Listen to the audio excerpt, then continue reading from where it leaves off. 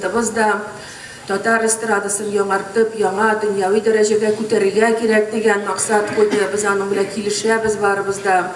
Lakin bu yaڭartу degen sözler üstünde, anın yolların izle üstünde 51 mine kalsa uylaşırga kirek. Çünkü yaڭaşa yaڭratу Tatar jırın ul elbette bulurga tiş, lakin şol vakitda anın sözlerine, anın kuyuna, muğuna hiç de hilaflık getirge yaramay.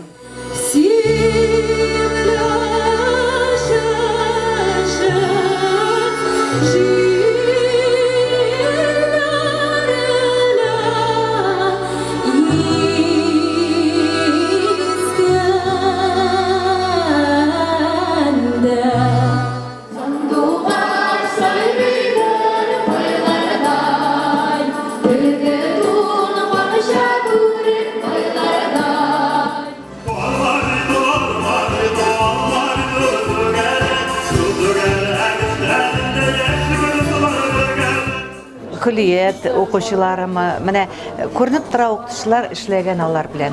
Ол şıraqlı gına tege uramdan kelip jırlaganlar tugul. Elek şulaydı başlangıçtagi 200'er kişi katnaşaydı.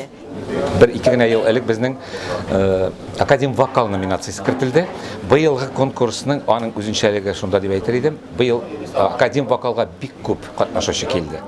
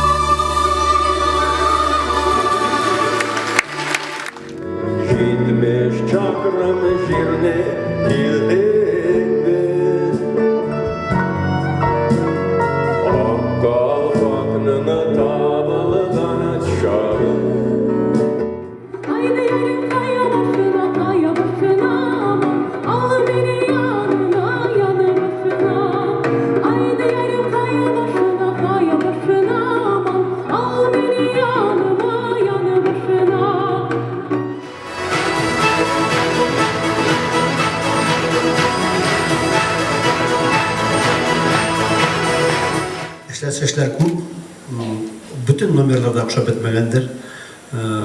Kumulüze kuş kimegen evlerde bulgandır çünkü bu konkurs şunu indi o. Tege hatın kız işi sınak. İşlemezsen kurune, işlesen kurunmuyor. Yaşasın dertli, muğlu, bulgan, umgan Tatar halkı hem Rossiyanın yüreği Tataristan. Sine Tataristan, horor halkı ışık yaratan.